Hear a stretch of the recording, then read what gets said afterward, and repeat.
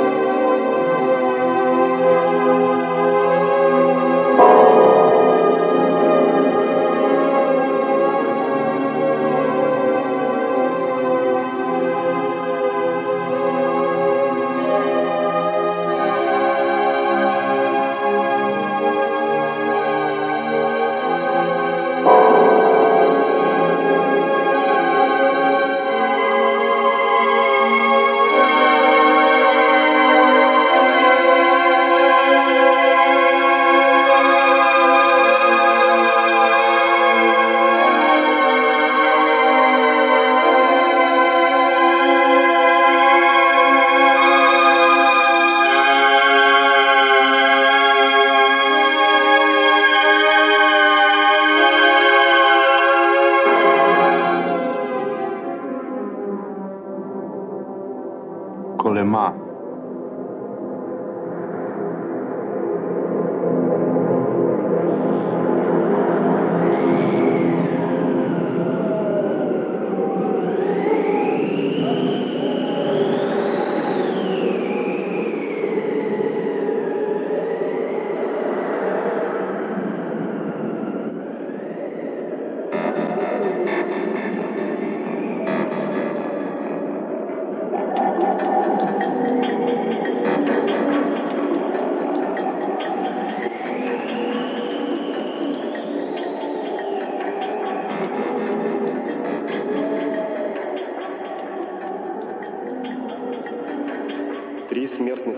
In the winter of 1937-38, 3 mortal vortices crossed and seethed in the snowy faces of Kolyma's gold fields. The first vortex was Beria. It caused the arrest and shootings of many thousands of people, both the voluntarily enlisted and the convicts. The second one, called Garanin, carried out the endless shootings. Days and nights for many months, the countless orders for shootings were announced during the checkups, accompanied by the inmate musicians, even in 50 degrees of frost. Each list ended with the words, "The sentence has been executed. Colonel Garanin." In keeping with Stalin's tradition of those years, Garanin himself was also seized, arrested, and killed. The third vortex was the mass mortality of hunger, beatings, and disease. It took more prisoners' lives than the first 2 put together.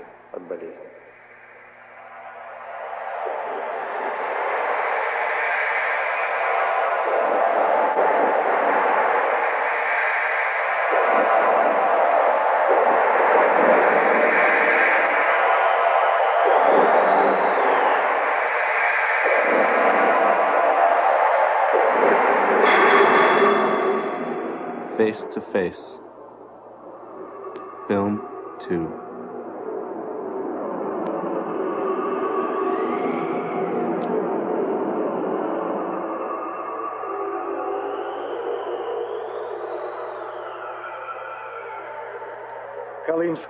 Kolyma's winter. Can you imagine what Kolyma's winter is? Kolyma, Kolyma, you are a wonderful planet. 12 months a year, it's winter. The rest of the time, it's summer. By November, it was already 40 degrees below zero. There was a rule work was to be canceled if the temperature was lower than 50 below. But none of the inmates ever saw a thermometer. It was the authorities outside the barbed wire who decided what the temperature was and whether we had to start working or not. But we had our own thermometer. We knew that if we heard a clinking sound when we exhaled, then it must be lower than 40 below. And if we couldn't see the face of an approaching man clearly, that meant it was less than 55 below. In such frost, there was an absolute fog.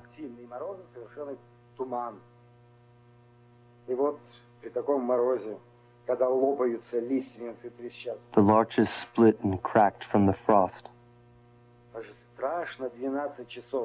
It was terrible. We weren't allowed to approach the fire for 12 hours. The guards were in sheepskin white coats, fur mittens, and good felt boots. Moreover, they worked in shifts. And we stayed as if under interrogation. Stomachs were empty, bodies were half naked, fingers and toes were frostbitten. 1 out of 10 of us had a frostbitten nose with gaping nostrils. And the guards' orders were, any step to the side is considered to be an escape. For those lacking a mind or a heart, power over people's lives was a great temptation. Those people were different. There was a young guard. On his first day, he saw his father in the camp. They were led out of the zone, through the gates in groups of 5. It was a black mass of faceless, exhausted people who could hardly move their feet, wearing hats made out of old wadded jackets, boots with wooden soles. Believe me, I was an eyewitness. I saw it myself.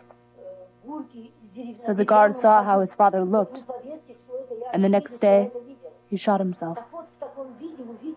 Savoyeva Nina Vladimirovna, born in 1916, has been on Kolyma since 1940, a doctor voluntarily enlisted. They found a letter to Stalin in his pocket. It said, I can't live anymore after what I saw. I know him to be the most honest man. It was a misunderstanding.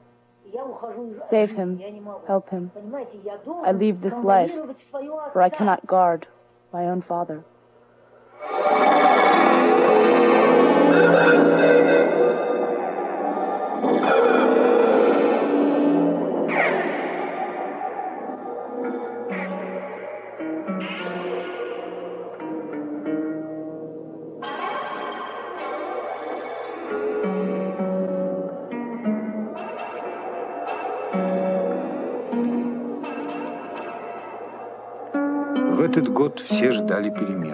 People were expecting changes that year.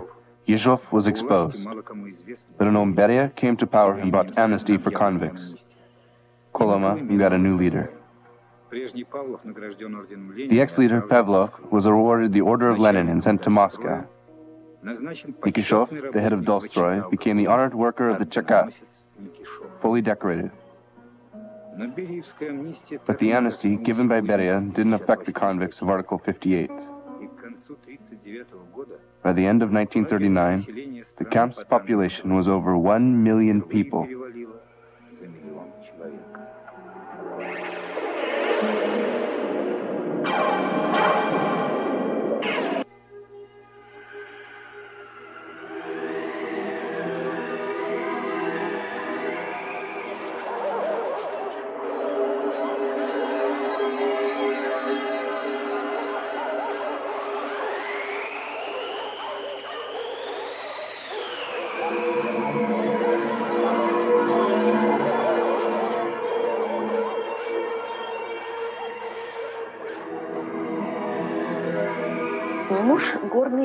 My husband was a mining engineer.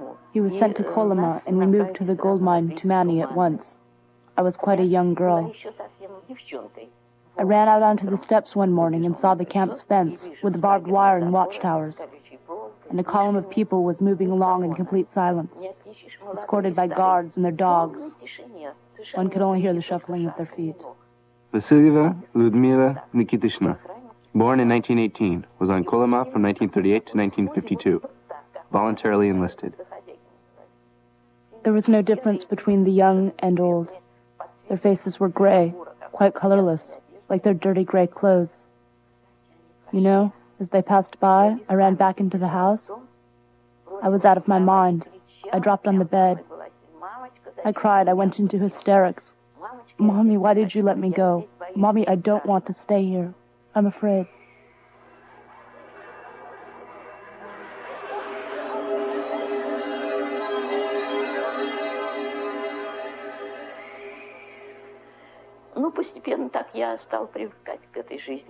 Little by little, I got used to such a life. I remember, as I was looking out of the window, I saw fog, frosty gloom, and some figures digging in the garbage cans. It was unbearable. They made us, the women, wash the gold. Once we were given cigarettes and sent into the mines.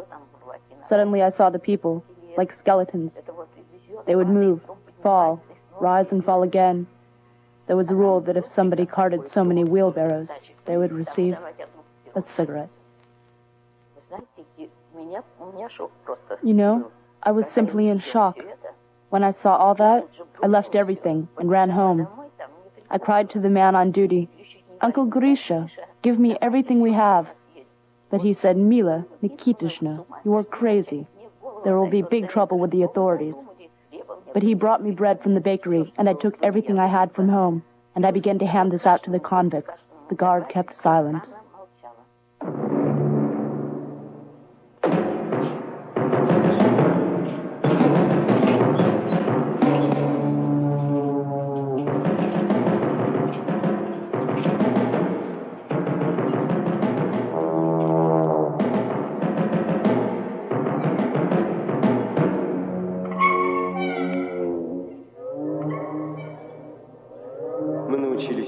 We learned to submit. We forgot how to be surprised. We had no pride, self-love, jealousy, or passion. Those seemed to be insignificant feelings from another planet. In the frost, it was much more important that you managed to fasten your trousers. Adult men sometimes cried if they failed to do that. We realized death wasn't one bit worse than life, and we weren't afraid of either. Great indifference took hold of us. We knew we had a will to end this life. But whenever we brought ourselves to do it, we were prevented by one of those details of which life consists.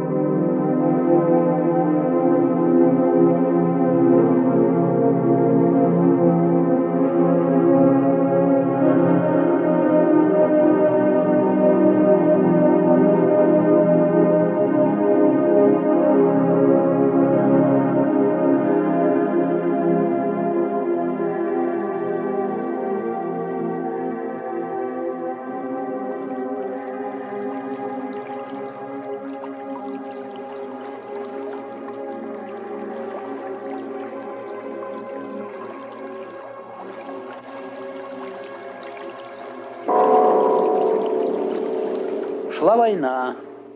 На прииске Верхней добывали касситерит, оловянный камень.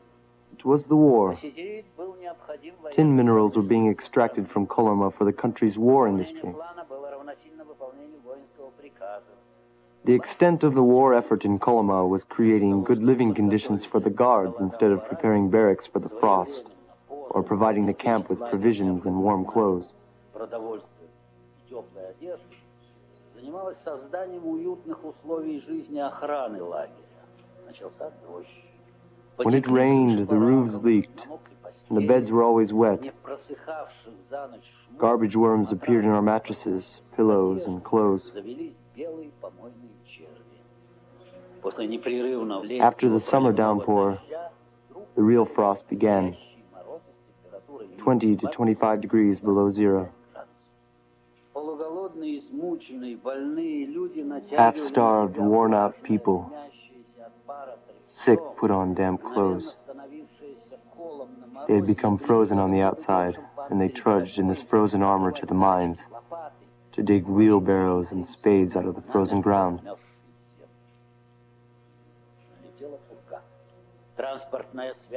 The snowstorm blew up, transport communication ceased, hunger made itself felt more and more, and death became common.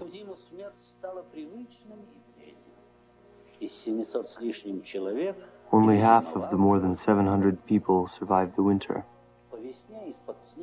In spring, human bodies were seen from under the snow as if begging those alive to bury them in the ground like Christians.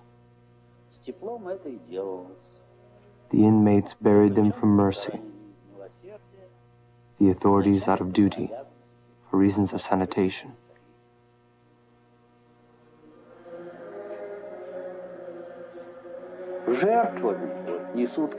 As a rule, the best representatives of humanity are the victims, and the mediocrities are in power. There are the victims and their executioners. But sometimes, some of those executioners show a human touch. Lebedev, for instance, the commander. He took me with him through Kolyma from camp to camp. I never saw any good in him. Total, he assigned me to about 200 days of solitary confinement. However, I didn't serve all my time, as I learned to escape his anger. I knew this man to be a fanatic. He never spared himself. He sacrificed himself for the sake of the gold extraction plan. He always said that one day of the war's expenses could be paid for by one working day in Kolyma. He spared neither himself nor others. Some people were different. Among them was a commander of the penal goldfield, Gabdrakipov. Lebedev deported all the unwanted people to that damned gold mine to be lost in the middle of nowhere. He needed strong manpower there to fulfill the plan and to give the state the additional kilos of gold. For any violation of discipline, people were sent to that place. Gabdrakipov was a commander there.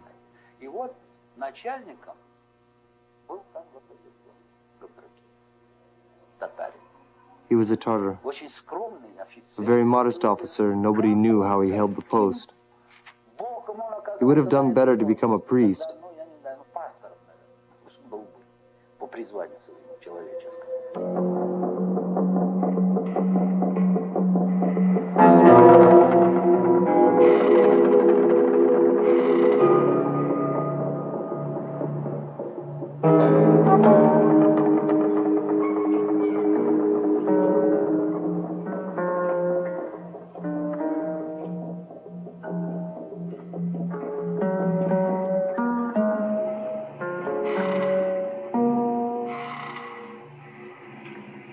Хотя и голодал я, и ходил блатным в бараке полы мыть, там за черпачок лаванды, черпачок каши. Но ниже этого я не опускался. Я не лазил по помойкам, не собирал селедочных голов, не ел солидов. And although I washed floors in the convicts' barracks so I would get a scoop of food, I never let myself go. Never took herrings' heads from garbage cans. I never believed I would die. I had already become a skeleton, My body was covered with scurvy ulcers, and every movement caused me pain. I had many other diseases. I was sure I'd never survive the winter. But unexpectedly, I got a chance. It was 1941. The war began. The front needed soldiers, and no new convicts entered the camp. Those there had to work hard. Besides, there was a shortage of medics. They were glad to find anybody with even a little knowledge of medicine. And I had been a student at the medical institute, so that became my job.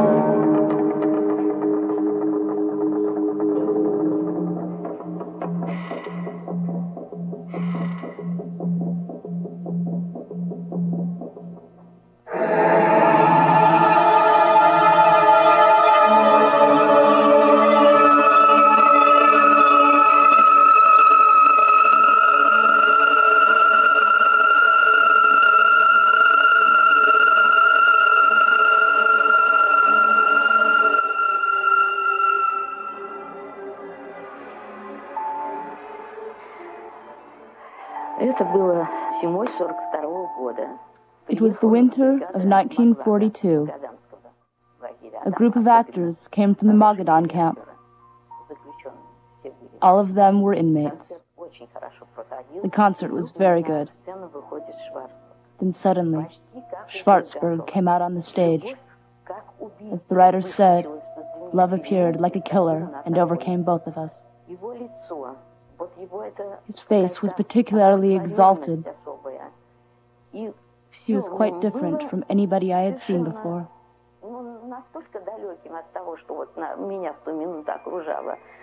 Что я поняла, что это что-то такое, что-то мне свыше послано, что это какой-то рок, что этот человек уже для меня занял сразу, мгновенно в моем сердце такое место, какое никогда никто не занимал.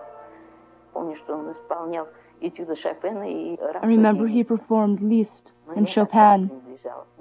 At the time, I was the wife of a commander of the gold mine, so he was very shy at first, but later put his trust in me.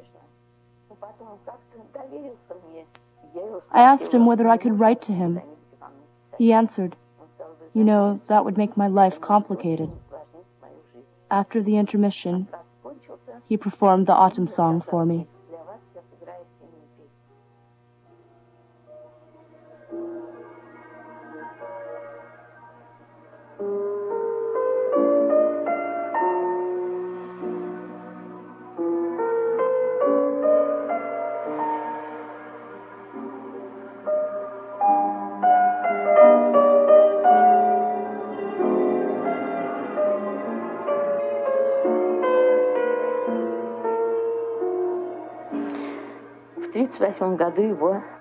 In 1938, he was arrested in Leningrad for his counter-revolutionary activities.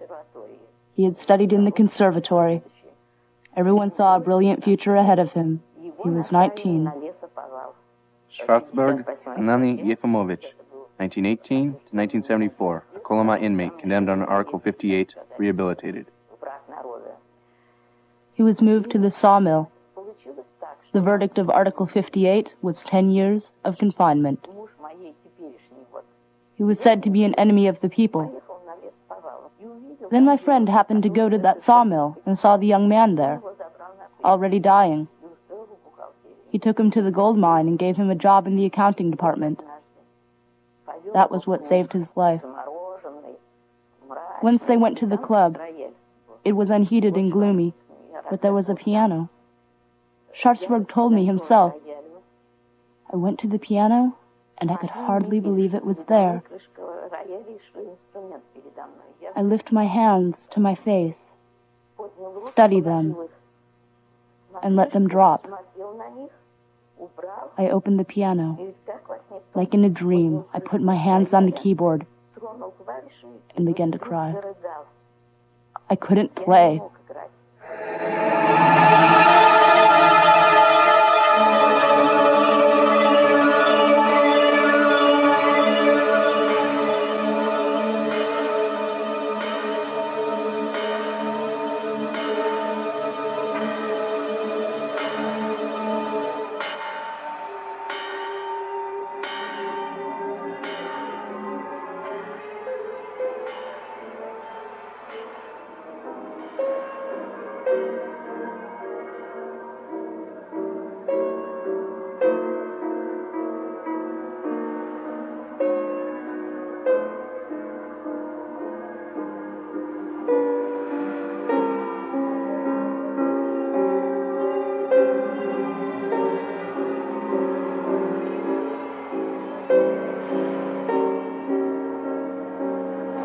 In 1943, I was a medical attendant and even extracted teeth because there were only a few doctors in the camp. Then I was moved to work at the Central Hospital, where a doctor worked, called Mama the Black. Everyone knew this woman. I'd already heard a legend that there was a hospital somewhere where there were no fences, no barbed wire, no guards. There was only a young woman, a voluntarily enlisted doctor who worked there. They called her Mama the Black. The Black because she was from the Caucasus. Mama because she treated you as if she was your own mother. In that hospital, patients got fresh tomatoes, cucumbers, berries, and cakes, and many other delicious things that even civilians couldn't dream about.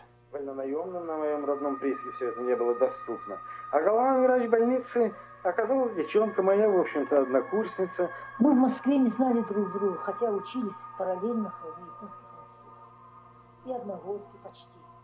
We didn't know each other in Moscow, though we had both studied at the medical institutes. We were almost the same age, and we fell in love. I had a feeling this would happen. I'd never had such a feeling. I could hardly dream of it. Such a love. It was sheer and bright. The proof is our life, 50 years together. Sheer and bright love. I'd never met such a woman in all of my life.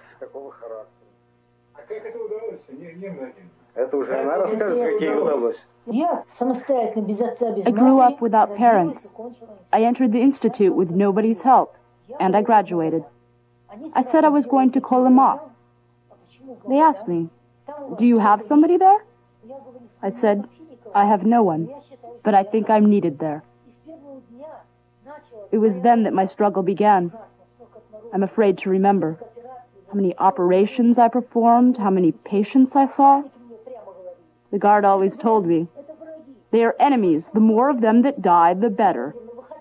Do you want to be among them? You consider too much your duty." I had a fit of nerves. Then I found myself in the Central Hospital. Many patients were dying from various diseases, but they didn't want to take food. I went up to such people and asked them, "What do you like to eat at home?" They named their favorite dish. Our cook, Uncle Sasha, made them exactly what they wanted, and then they started eating.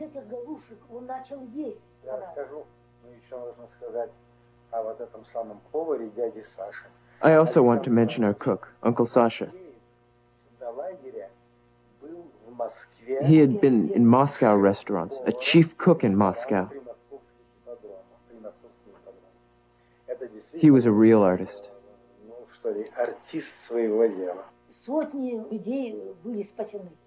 Hundreds of people were saved. Our cook saved Shalamov, a writer who was very exhausted. He got whatever dishes he liked. After that, he managed to survive. He got on his feet again and began walking. I don't remember what he asked for exactly. Maybe meat dumplings. A lot of patients asked for those. Shalamov had already been at the hospital for half a year, on his feet. He was allowed to go to the chief doctor's home to rewrite Henry Mann's Henry IV. The apartment was warm, and there was plenty of food. And when he left the apartment, he took a lot of food in his pockets and ate it at the hospital. He was tall as a pole, 1.9 meters high. The camp's ration wasn't enough for him, even for a breakfast. He was a man in dire need of help.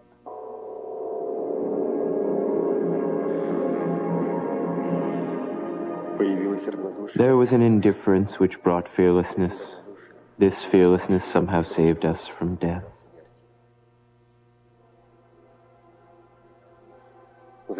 Then indifference turned to fear. I understood I was afraid to leave the hospital for the gold mine. Never in my life had I searched for something better than whatever good I had. I was recovering my health every day. The next feeling to return to me was envy. Love did not return. Love has so little in common with other feelings like envy, fear, fury. How little need people have of love. Love comes when all other feelings have already returned. Love returns last. Returns last, if it returns at all.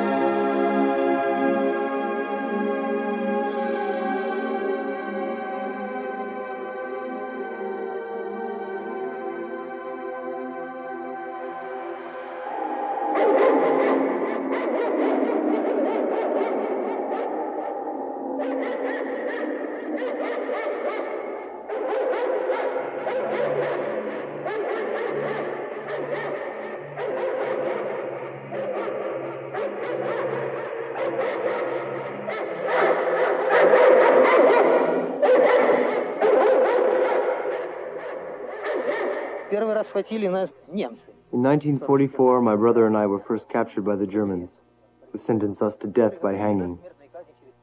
But then the Soviet troops came and we survived. They promised us pensions for our sufferings. That after the troops passed, we would be awarded honors. But then they came at night the same way the Germans did. When I opened the door, they acted the same way. They switched on the light, just like the Germans. Examined the bed, the pillow, and the mattress to check if they were warm, just like the Germans. They arrested me on the 26th of October. They wouldn't bring an accusation against me until December. In the meantime, they beat me every day. Kovalov Vasily Ivanovich, born in 1930, a Kolyma inmate condemned under Article 58, rehabilitated. Why didn't the Germans hang you? Did they recruit you? The most terrible part was the trial. I showed them blood-stained shirts. I asked if that was what they called Soviet power. Their reply was, if you were beaten, write down a complaint. Then they announced the verdict. Katerina Sidorenko, to be shot. She fainted. Vasily Kirichenko, to be shot. I got 25 years of confinement. Then all of us signed the verdict. But I told the prosecutor, you are judging us as the enemies of the people, but it's not we who are the enemies. The enemies are right behind you. All the investigators were sitting there. And behind them there was a large portrait of Stalin, 6 or 7 meters high, in top boots with a pipe. He was holding his hand like this. I said, the time will soon come that you'll declare them to be the enemies.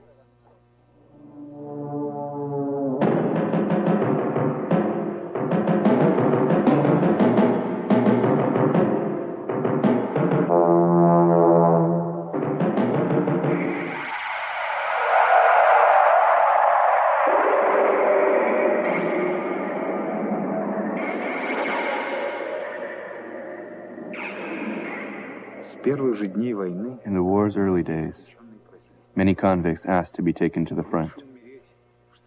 They'd rather die there than rot away in confinement behind barbed wire. But those condemned under Article 58 were deprived of this right. The camp authorities could easily give the political prisoners additional sentences, uncovering non-existent plots or plans for armed rebellion.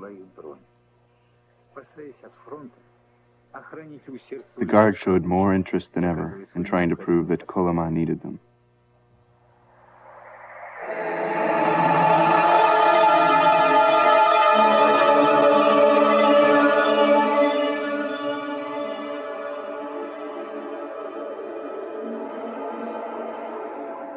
Человек, ему цены особенно нету.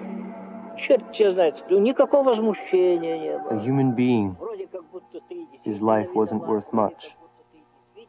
Strange, there wasn't any protest, as if you really were guilty. Once they put 2 guys into my cell. I knew them quite well. They wanted me to sign a paper saying I was planning to kill the guard and free the convicts. If I didn't sign, they said they'd beat me to death.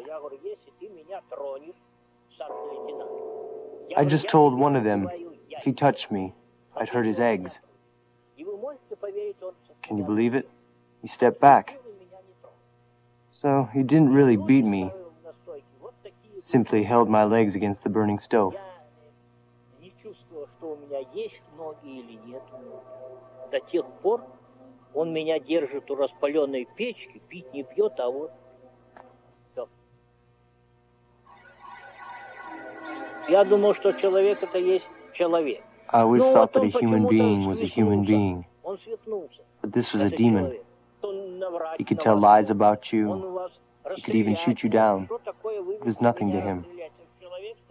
It was a human being who shot at me and another one that gave the order to shoot. What for? Here they are, two men. I, an innocent. He, a man in power. And how can you separate these people?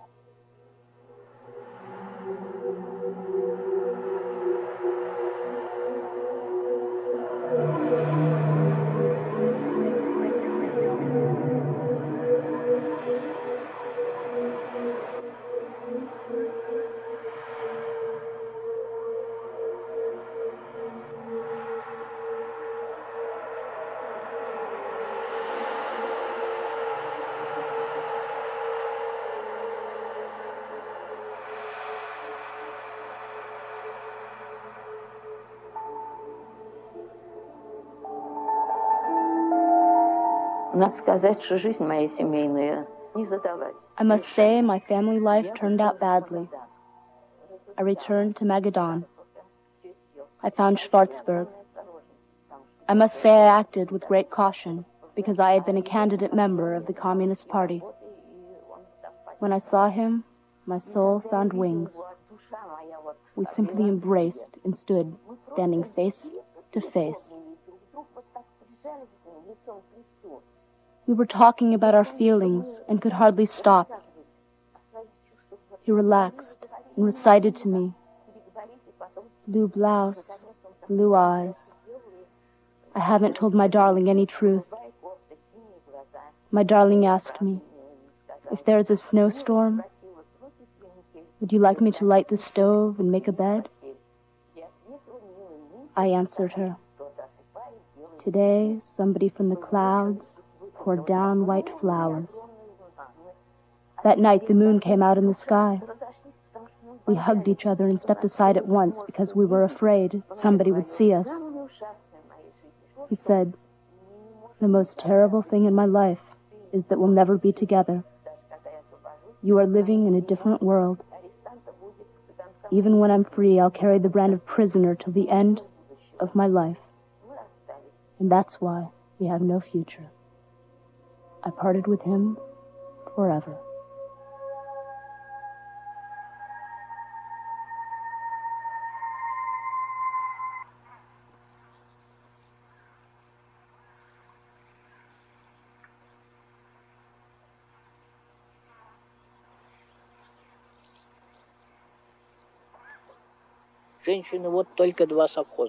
There were women in 2 state farms, and they were under strict guard. Both we and they were guarded. If you went there, you got an additional prison sentence. That didn't apply to the authorities, though. The authorities could choose any woman and do what they wanted.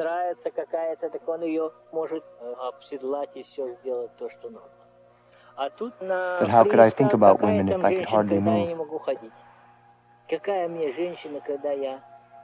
I didn't even have one, only skin.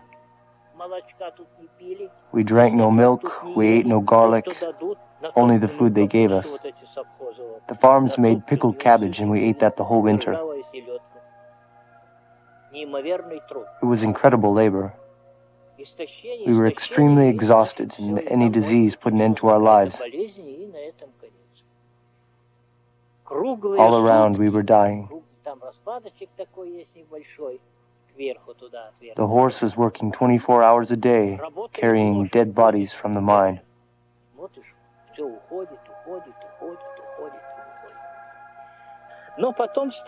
There were many haystacks, all belonging to the state farms.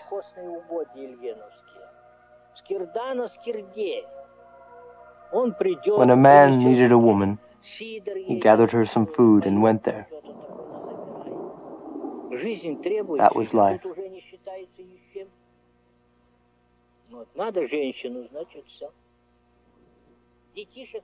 That's why there were as many children as mushrooms in a forest.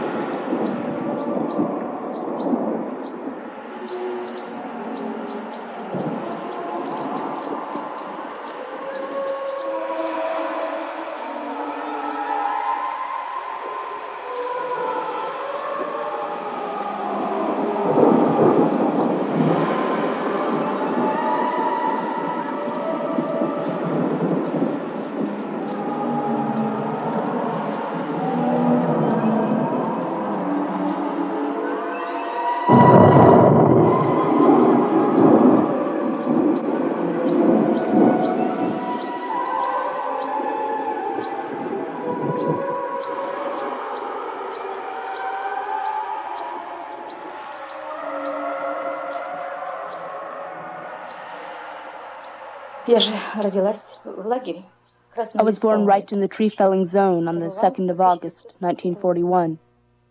My mother was condemned. She was serving her sentence. So I was born in the camp's hospital. Little children were sent to the children's home. I'll never forget the sky. We were lying outside in specially made bunk beds. For us, that was an outing. It was a risky step for my mother to give birth to me when she was 40, especially under those conditions.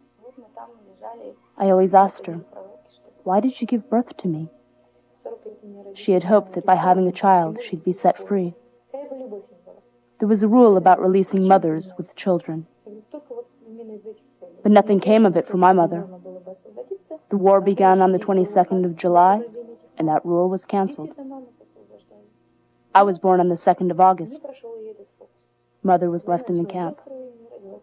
Naturally, I don't remember the camp.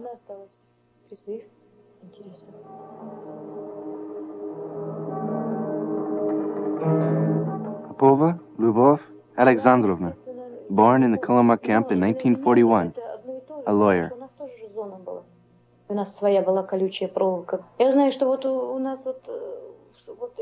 Naturally, I don't remember the camp. But in our children's home, we had almost the same conditions as in the camp. We had a zone with a barbed wire. Our children's home stood inside it.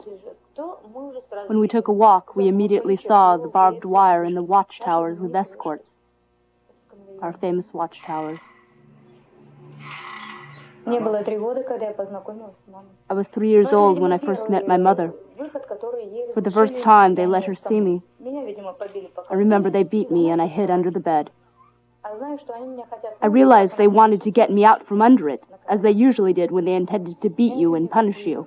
At last, they managed to do it. I refused to go. They pointed to her. There is your mother. I said, what mother? Where is my mother? They led me to the window, and I saw a face. It was difficult to see her clearly, because the window was covered with snow. A woman cried, daughter, I am your mother. Take me out of here, they are beating me. She said, I am not allowed now, but I'll surely come to you. Oh God, I remember not childhood games and toys, but the room with chairs and the radio set. It was there that we were given political information and received reports from the front line. And we, children, responded to all of this. If the Germans captured a city somewhere, the atmosphere became gloomy. If Soviet troops beat the enemy, we had a celebration and we were even given food. The rest of the time we were hungry. always waiting for the call to eat.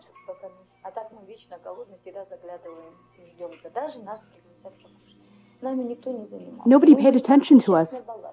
We seemed to be some miserable dead weight that followed our parents everywhere. Should our mothers move to another place, we immediately followed after them. We moved in open trucks, and Kolyma, when built, was much colder. So we were wrapped and covered with clothes and moved in open trucks, which were covered only by a tarp to protect against strong wind. As for me, I think those transports were a way to get rid of weak children. Because when they took us off the trucks, we were like frozen packets. Those who survived were taken to the hospital. There, some children died, and it looked as if nothing could be done about it. My existence in the children's home was like a continuous moving between death and revival.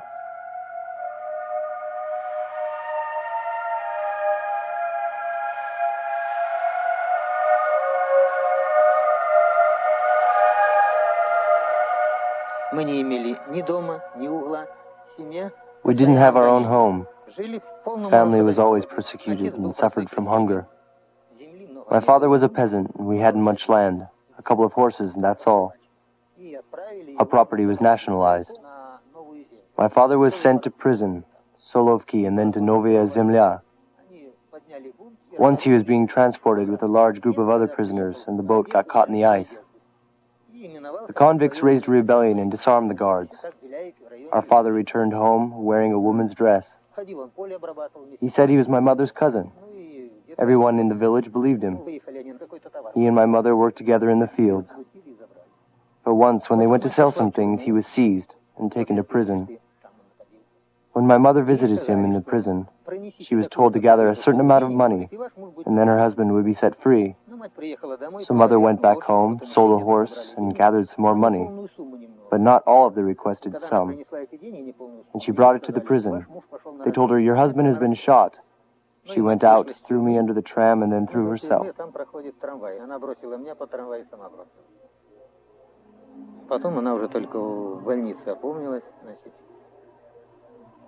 Only in the hospital did she recover her wits and wonder, "Where's my child?" They showed me to her. "Your child is alive, but hurt a little." After the hospital, she returned home, and then our trial began. They suggested to mother that she get married and change her surname in order not to be condemned and exiled, but she didn't do it. She took my brother and me to the village Soviet and said, "You shot my husband, now you take my children." She left us and went away.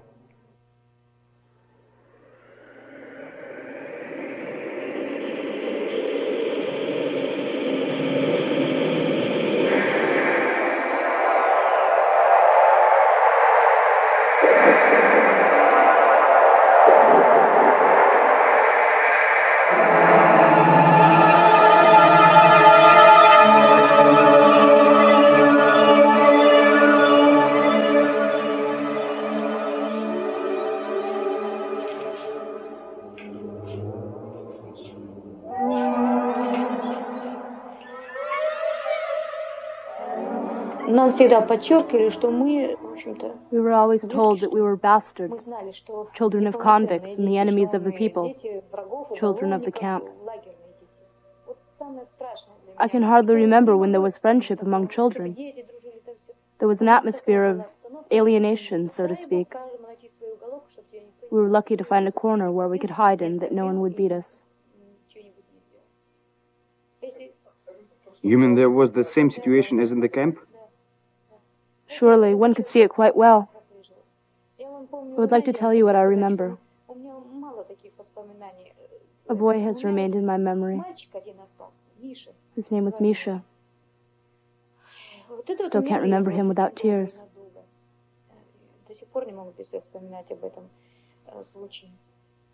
He was a very good boy, but he was an invalid. Everybody pushed and insulted him all the time. His legs were bandied.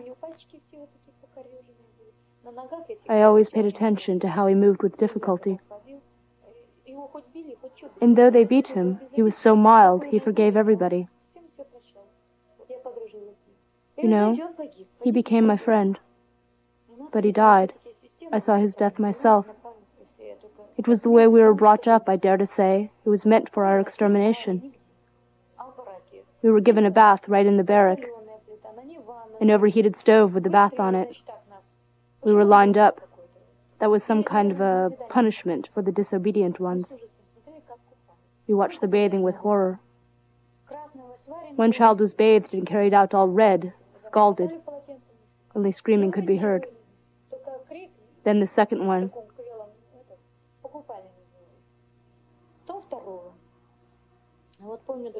Then it was Misha's turn. They took the boy and he began to yell. All the children understood something was wrong. I remember I grabbed the teacher who made him go. I was crying. Don't you dare touch him. So they pushed me aside and gave Misha a bath. He quieted down, and they carried him away. I was the next into the bath. I also squealed like a piglet. I jumped in the bath and felt something overheated under me. That was all I realized. All scalded, I was sent back to the hospital. Well, they nursed me back to health there. But I've never seen Misha since then. My little pigeon-toed friend.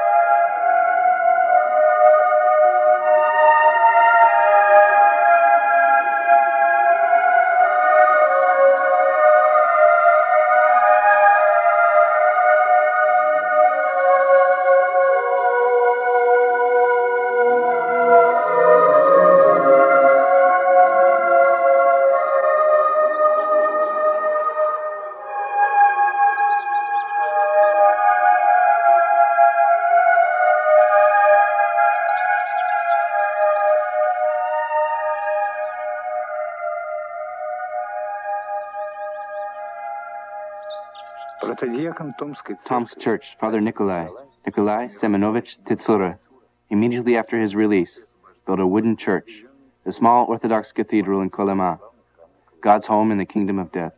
The authorities closed down that church. Titsura Nikolai Semenovich, born in 1909, a Kolyma inmate, condemned under Article 58, rehabilitated. Some years later, convicts erected another temple for Father Nikolai, but it was also taken to become the Pioneer's House. About 2,000 priests were in Kolyma.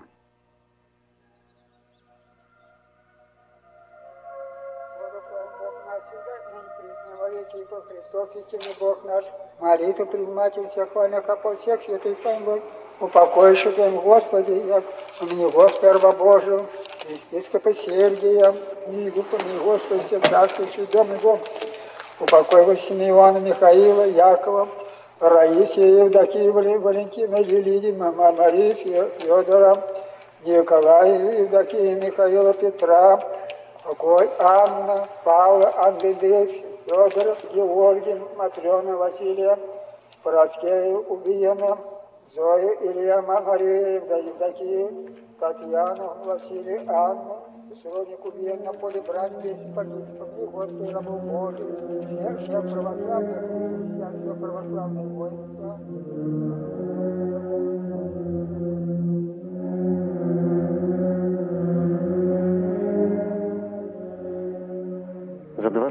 After 20 years in the camps, I came to a conclusion, in accordance with a number of observations, that there were people in the camps who could keep true human features, despite all of the horrors, hunger, cold, and blows. And those were the sextants and the priests. Of course, there were some good individuals among the other people, but they were the exceptions, and very likely they only held out until the last few moments. But the priest would always be human.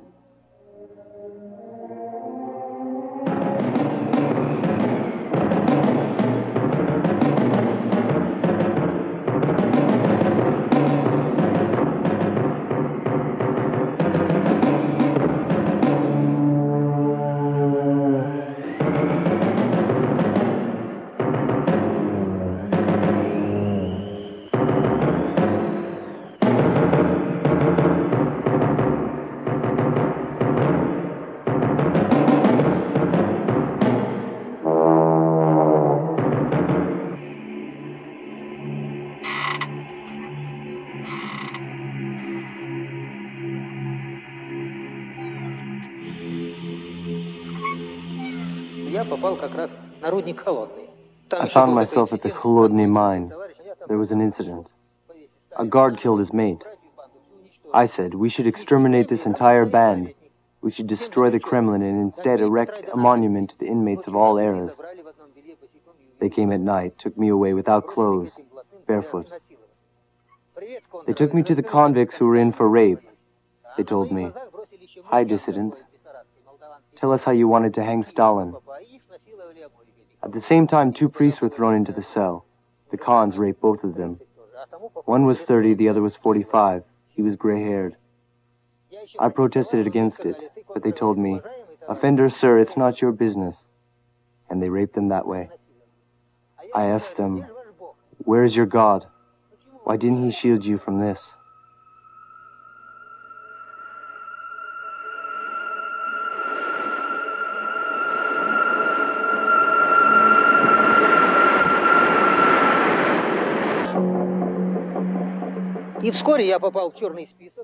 Soon I found myself on the list of those sentenced to death. I was sent to work in the mine. At the same time, I was being brought knives, hundreds of knives, and I was sharpening them. There was an uprising against the common criminals. They were killed the same way as in the movies, only the common criminals.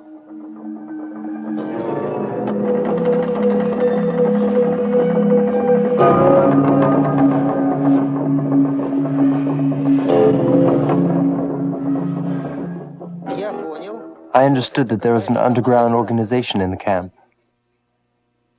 As for me, I had always dreamed about escape. This thought was always in my head. They explained to me they'd set the camp free. I gave my consent and joined them. The main thing was to disarm the garrison, but there were too many guards. My assignment was to prepare the shelter inside the mine. I brought some food, wood, and clothes. How long did you stay in the mine? About 6 months. We waited in the permafrost and darkness. They were looking for us for a long time. The mine didn't work for a month. They sent soldiers in, but they couldn't find us. They poisoned us with gas, but we had medications, food, knives, grenades, and guns. We tried to go outside, but there were soldiers everywhere and had to spend 24 hours hanging onto the overhead cable. The guards with dogs got into the mine. They failed to find us. We had no food to eat by that time. We went outside. We passed the watchtowers. The whole area was lit. If they saw us, I was to throw a grenade.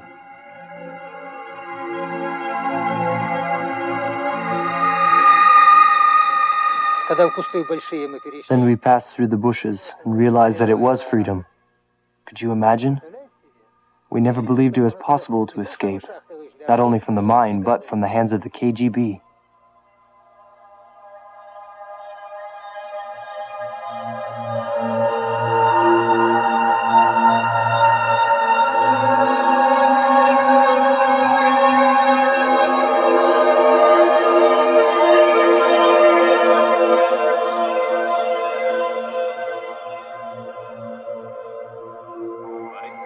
On the 8th of May, 1945, representatives of the German High Command signed the complete statement of Nazi capitulation in Berlin.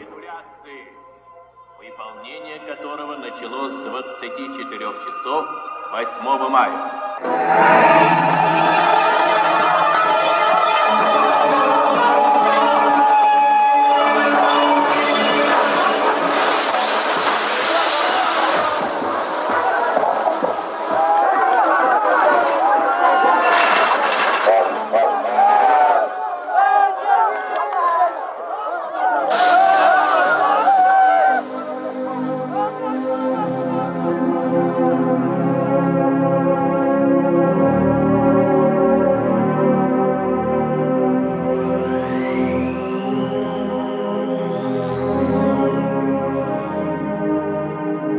That day was much awaited in Kolyma. The victory wasn't only happy news, it was the hope of forthcoming freedom for those who survived. They said, whoever wasn't in prison during the war didn't see the worst of it. People still had hope and faith.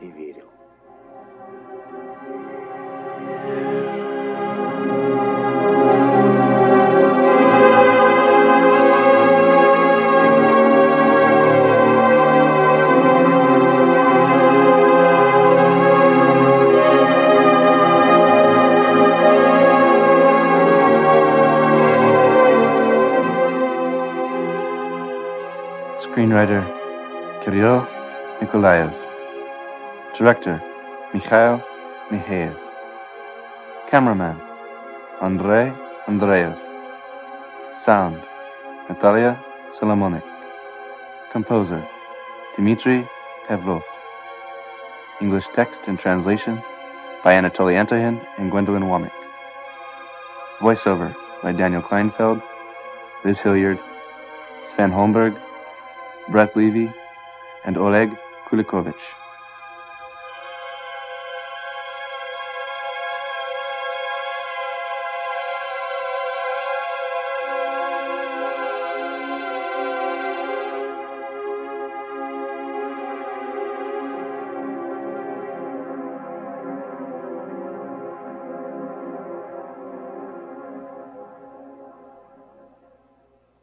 End of film 2.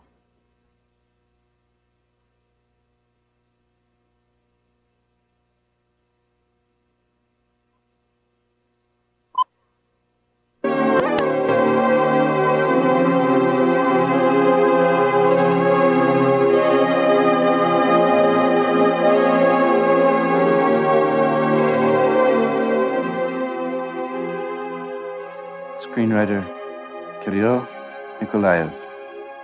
Director Mikhail Mikheev. Cameraman Andrei Andreev. Sound Natalia Solomonik. Composer Dmitry Pavlov. English text and translation by Anatoly Antohin and Gwendolyn Womack. Voiceover by Daniel Kleinfeld, Liz Hilliard, Sven Holmberg, Brett Levy, and Oleg Kulikovich.